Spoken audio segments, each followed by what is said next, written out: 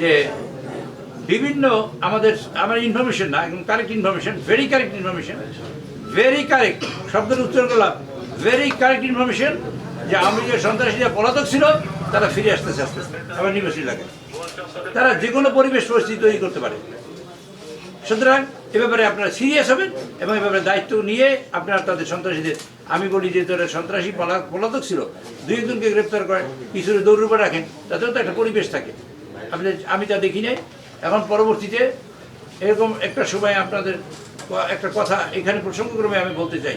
এক কুলাঙ্গার যে ওইখানে বসে পাথরটা বাড়ি, তার নাম শামীম আহমেদ, দাঁড়িপাল্লার নির্বাচনী পরিচালনা কমিটির সভাপতি, সে একটা স্কুলের প্রধান শিক্ষক।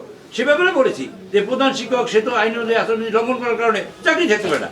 ইলেকট্রাল ইনকোয়ারি কমিটি তাকে ডাকছে, সে আসে না, হাজির হয়নি। He should lose the job. সেই লোক বলছে ঢাকা বিশ্ববিদ্যালয়ে ডাকসু ছিল একটা মদের আড্ডা আর হলগুলো ছিল একটা পেশাখানা।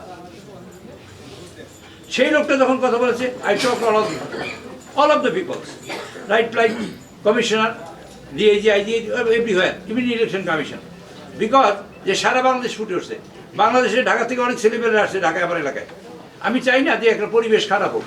তা আমি বলছি যে আপনারা why don't you take him in the safe custody, তাহলে সেফ কাস্টডি রাখেন, 12 রাখেন, তাই ছেড়ে দিয়ে নির্বাচনের পরিবেশটা ভালো থাকবে। আচ্ছা, শেষ পর্যন্ত তাদের কাস্টডিতে নেওয়া হয় না, তাকে কোনো গ্রেপ্তার করে নাই। কী কারণে গ্রেপ্তার করা যায় না? কোনো অদৃশ্য হাতের কারণে।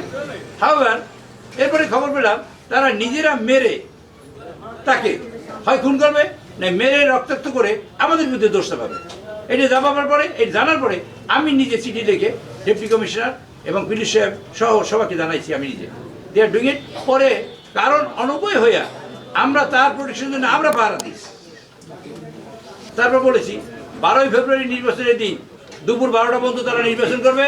নির্বাচনের দুপুরের পর থেকে তারা গণ্ডগোল করবে সকল কেন্দ্রে, এটা তাদের প্রোগ্রাম। 7, আমি জানতে পেরেছি ষড়যন্ত্র অংশ হিসেবে তারা করবে ভোট গণনার সময় বিদ্যুতের তার কাটিয়ে দেবে।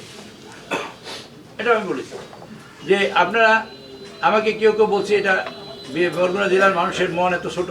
আমি ছোট বড় কথা বলি নাই। আপনি যদি বিদ্যুৎ না থাকে করবেন কি? এবং ভোট গোনার সময় বিদ্যুৎ যাবে এর কোনো সন্দেহ নাই। এটা এই বরগুনা একেও যেতে পারে, যাওয়ার সম্ভাবনা 99.99%।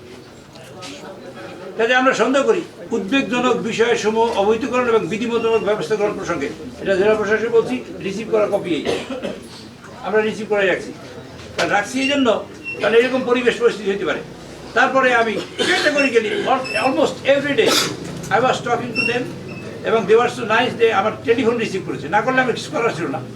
বাট যে এই যে এলাকায় লোক ঢোকে, মঠবাড়িয়া থেকে আসে, এই মির্জাগঞ্জ থেকে আসে, আর বরগুনা তো সব দল ভরে এই লোক ঢোকে। আমি এটা ফিরাতেও কোনো, আমি চেষ্টা করছি যে আপনারা এটা ফিরান। তো এটা সেদিনও বলেছি যে আপনারা এটা বন্ধ করেন।